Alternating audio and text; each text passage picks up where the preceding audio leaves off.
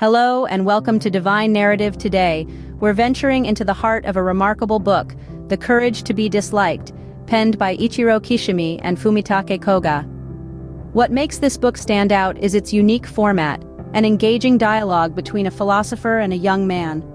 This conversation, spread across 5 nights, gradually unravels profound truths about life and freedom. The book takes us on a journey through the theories of Alfred Adler, a renowned psychologist and contemporary of Freud and Jung. His concepts challenge conventional wisdom and urge us to confront and discard the chains that bind us to societal norms.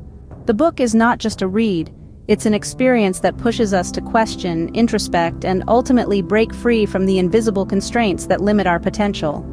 Join us as we delve into this fascinating exploration of self-discovery and personal freedom. Imagine a world where our past does not dictate our future.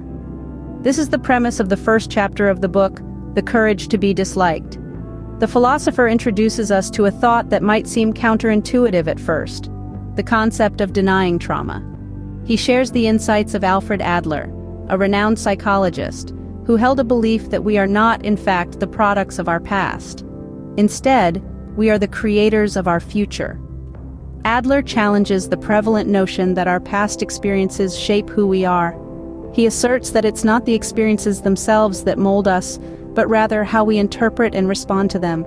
It's a perspective that liberates us from the shackles of our past traumas and empowers us to take control of our destinies. So, in a nutshell, Adler tells us, we are not determined by our experiences, but by how we interpret and respond to them.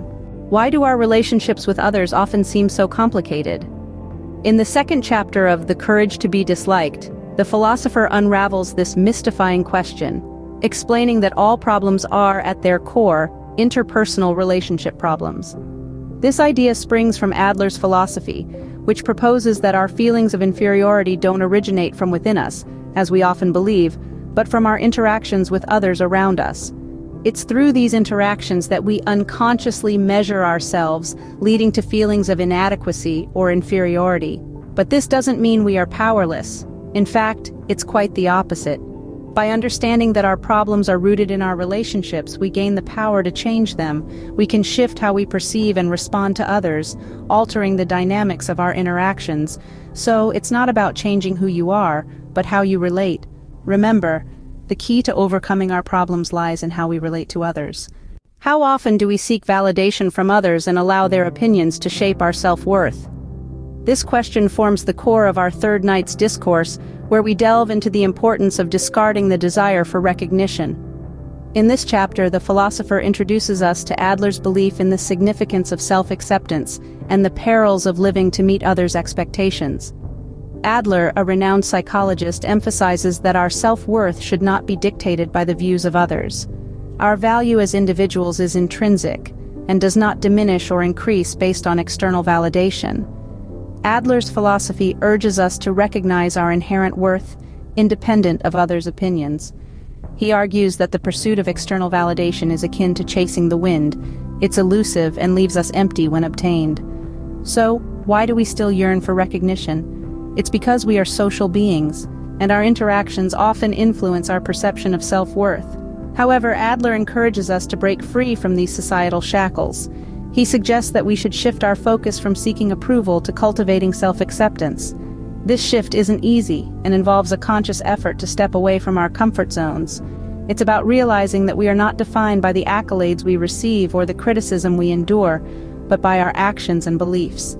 This concept is not about disregarding others' opinions entirely, but rather about not letting them dictate our self-worth. It's about understanding that our value as individuals is not determined by how much we are praised or criticized. Adler's philosophy highlights the importance of self-acceptance and warns against the dangers of living to meet others' expectations. This approach enables us to live authentically and with a sense of freedom, not bound by the chains of societal approval. True freedom is found when we no longer seek validation from others, but from within. Let us remember that our worth is inherent, and it is up to us to recognize and embrace it. Let's discard the desire for recognition and embrace self-acceptance, for it is in this acceptance that we find our true freedom. What if the only thing standing between us and happiness is the courage to be disliked?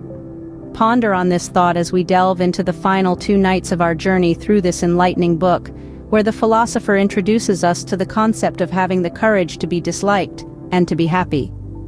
In the fourth night, the philosopher centers the conversation around Adlerian psychology's fundamental idea. Happiness is a choice. It isn't something that happens to us by chance or by fate, but rather it's a state of being we consciously choose to inhabit. He emphasizes that we must not shy away from the discomfort that may initially come with this choice. We must embrace the courage to be disliked, the courage to step away from societal norms and expectations, to carve out our path towards true happiness. This idea may seem daunting, as it involves stepping out of our comfort zones and risking disapproval from others. But remember, it's your happiness at stake.